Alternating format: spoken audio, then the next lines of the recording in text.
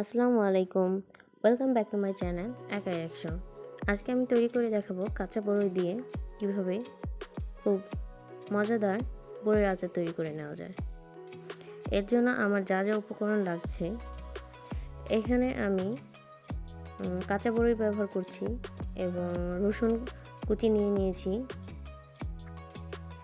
আর নিয়ে নিয়েছি খেজুরের গুড় এবং চিনি, আর লাগছে লবণ। এখানে আমি আস্ত পাঁচফোড়ন এবং পাঁচফোড়ন গুঁড়ো দুইটি ব্যবহার করব। এখানে রয়েছে আস্ত পাঁচফোড়ন এবং দুইটা শুকনো মরিচ গুঁড়ো, একটি আস্ত শুকনো মরিচ এবং মরিচের গুঁড়ো। প্রথমে একটি প্যানে আমি সরিষার তেল ঢেলে নিচ্ছি এবং অপেক্ষা করব সরিষার তেল গরম হওয়া পর্যন্ত। গরম হয়ে গেলে এখানে আমি রসুন কুচি দিয়ে দিব এবং খুব ভালোভাবে নেড়েচেড়ে কিছুক্ষণ আনিয়ে নেব।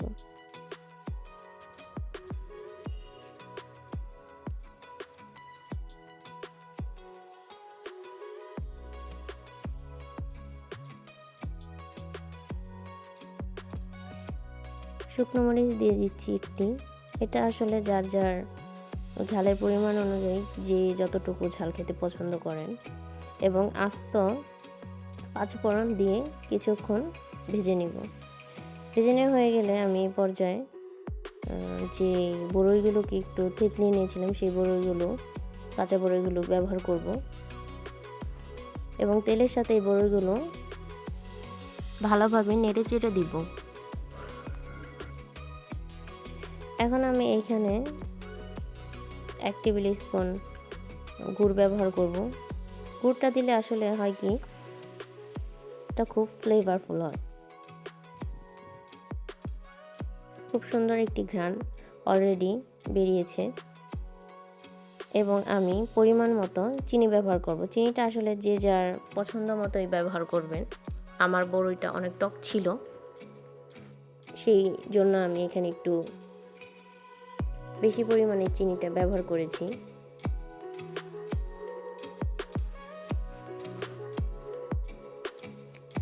এ পর্যায়ে শুকনো মরিচ আর পাঁচফোড়ন গুঁড়োটা এবং লবণ দিয়ে দিচ্ছি। খুব ভালোভাবে নেড়েচেড়ে এই পাঁচফোড়ন আর লবণটাকে বড়ইয়ের সাথে মিশিয়ে দিতে হবে।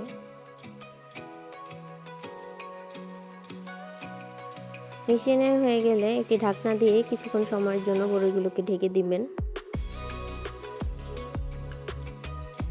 কিছুক্ষণ পর ঢাকনা উল্টিয়ে খুব ভালোভাবে নেড়েচেড়ে দেব এবং বড়ইগুলোকে আমি আবার একটু থেতলে দিচ্ছি।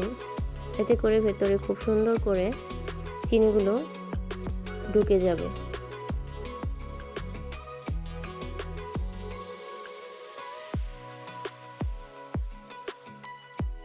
অনবরত নেড়েচেড়ে যাওয়ার চেষ্টা করবেন, প্যানের গায়ে যেন না লেগে যায়।